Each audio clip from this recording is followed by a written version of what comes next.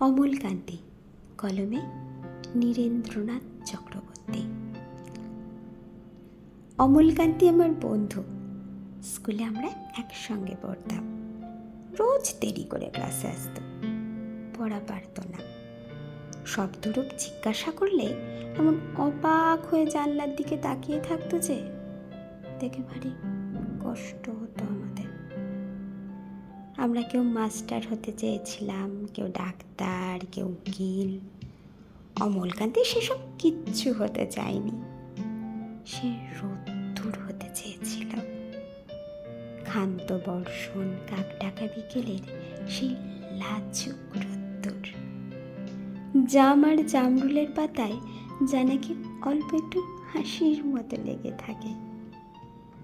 আমরা কেউ মাস্টার হয়েছি, কেউ ডাক্তার, কেউ উকিল। অমলকান্তি রোদ্দুর হতে পারেনি। সে এখন অন্ধকার একটা ছাপাখানায় কাজ করে। মাঝে মধ্যে আমার সঙ্গে দেখা করতে আসে, চা খায়, এটা ওটা গল্প করে। তারপরে বলে, উঠি তাহলে। আমি ওকে দরজা পর্যন্ত এগিয়ে দিয়ে আসি। আমাদের মধ্যে যে এখন মাস্টারি করে, অনায়াসে সে ডাক্তার হতে পারত। যে ডাক্তার হতে চেয়েছিল, উকিল হলে তার এমন কিছু ক্ষতি হতো না।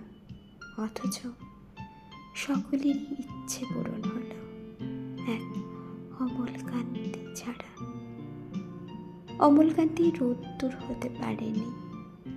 সেই অমলকান্তি রোদ্দুরের কথা ভাবতে ভাবতে ভাবতে ভাবতে যে একদিন রোদ্দুর হতে চেয়েছিল।